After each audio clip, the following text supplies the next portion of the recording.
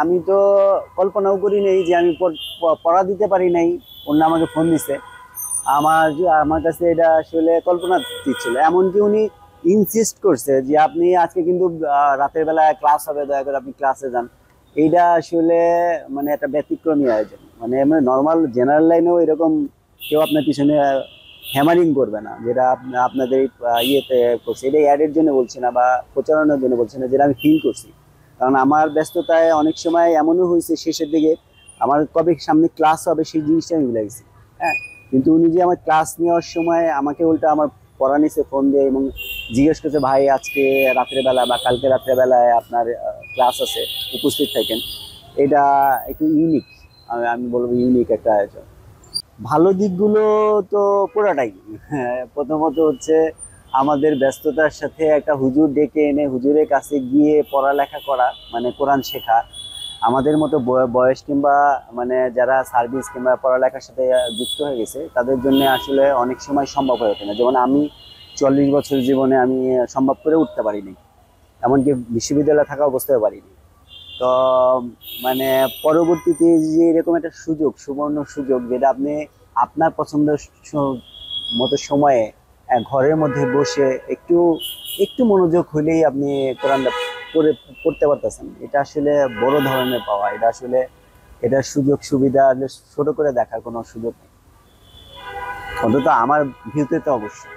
অনলাইনে কি আসলে কোরআন শেখা সম্ভব? আমি তো শিখছি, আমি নিজে বলতেছি, কোরআন শেখা আমার একটা স্বপ্ন ছিল। হ্যাঁ, আলহামদুলিল্লাহ, আল্লাহ মানে প্র্যাকটিসের মধ্যে আমি এখন নিজে নিজে কোরআন পড়তে পারি। এটা এটা যে কি ধরনের প্রশান্তি, এটা আমি আপনার বুঝাইতে পারবো না।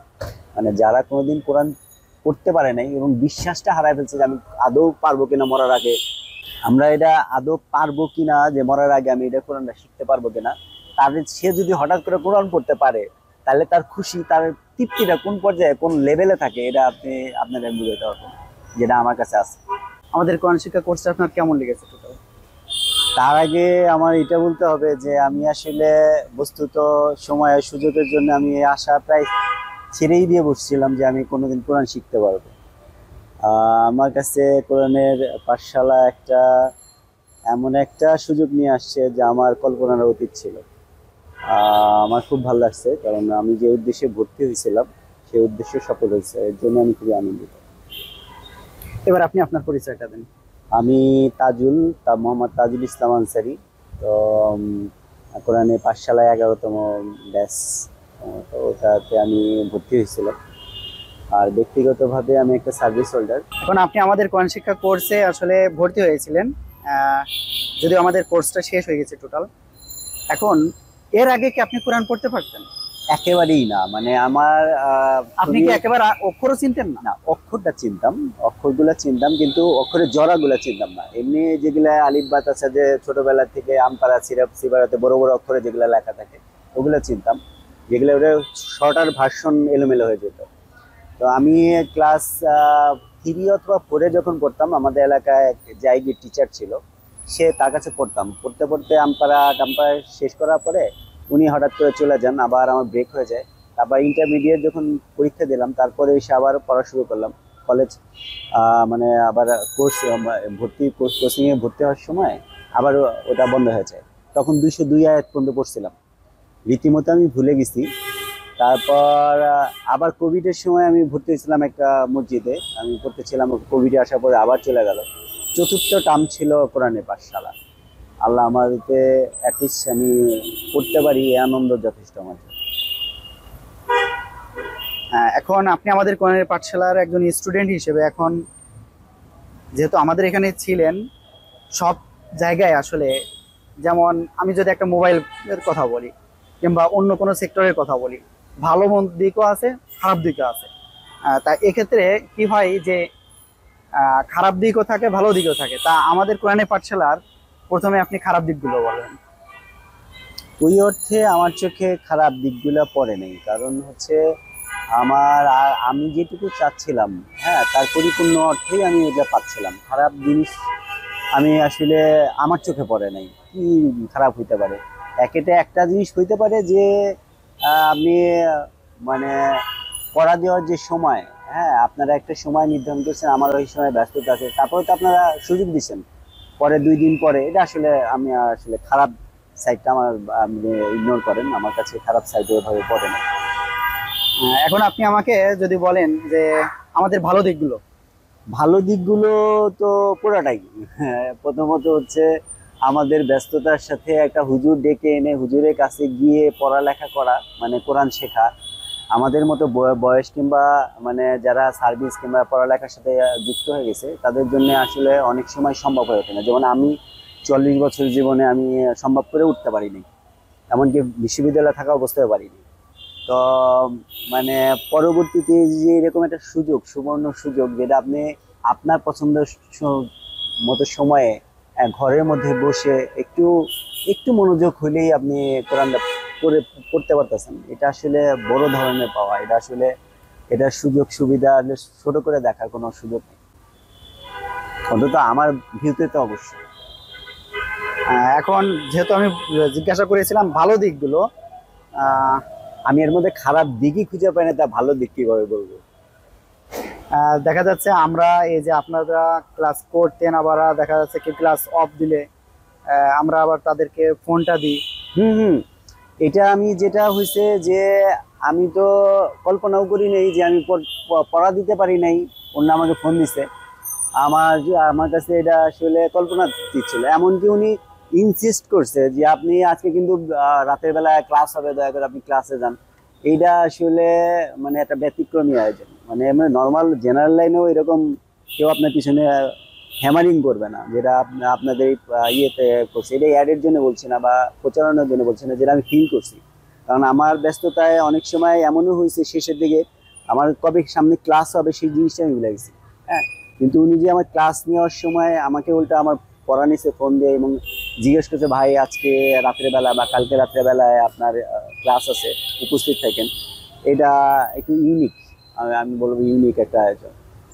এখানে আমি একটা বিষয় বলবো যে আমাদের যত স্টুডেন্ট আছে সকল স্টুডেন্টদেরকে আমরা ক্লাসে যেটা শিখাই বা আমরা যাই শিখাই, যে তাকে পড়ানোর পরে তার ওই জিনিসটা আসলে হচ্ছে কিনা সেটা আমরা পড়াটা শুনে থাকি।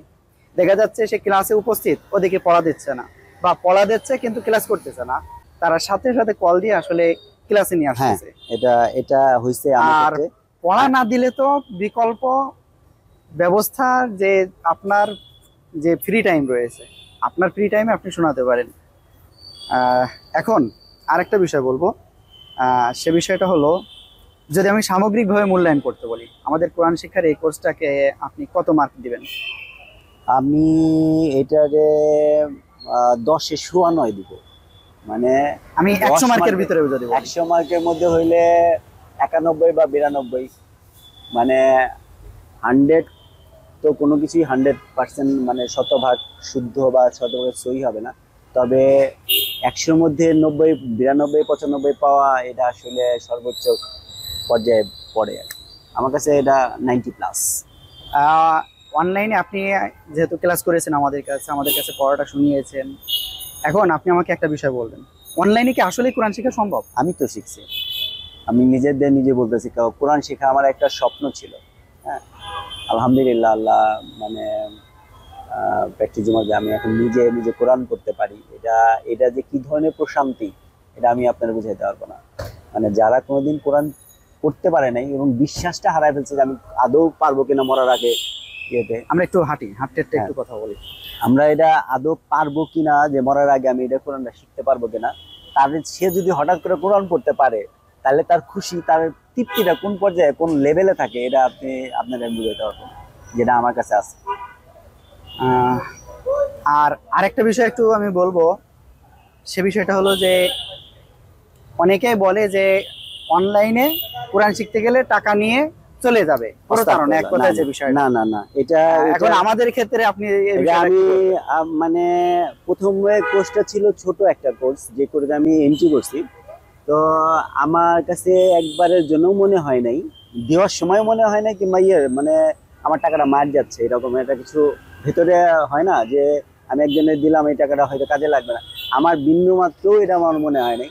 এবং আপনারা দেওয়ার পরে যে আমার ফিডব্যাক দিচ্ছেন, আমার কাছে আমার মেসেজ চলে আসছে, তারপর আমি এন্ট্রি হয়েছি, আমার ভাবতে হয় নাই, কারণ ওইখান থেকে আপনারা ফোনের মাধ্যমে যোগাযোগ করছেন যে আমার কবে ক্লাস শুরু হবে বা হবে।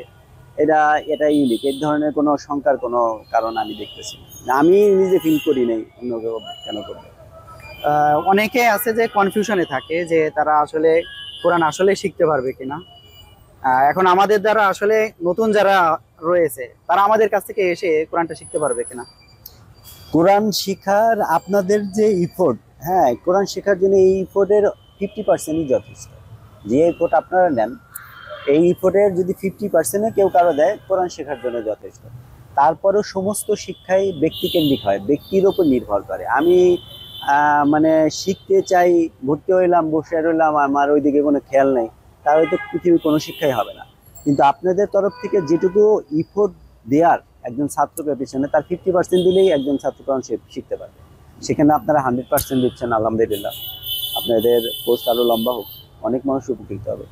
এখন আপনার কাছে সর্বশেষ বলবো, আমাদের জন্য দোয়া করবেন ইনশাআল্লাহ। আর আমরা যাতে এভাবে অনলাইনে যারা এখনো কোরআন পড়তে পারে না, তাদেরকে যাতে আমরা কোরআনটা শেখাতে পারি।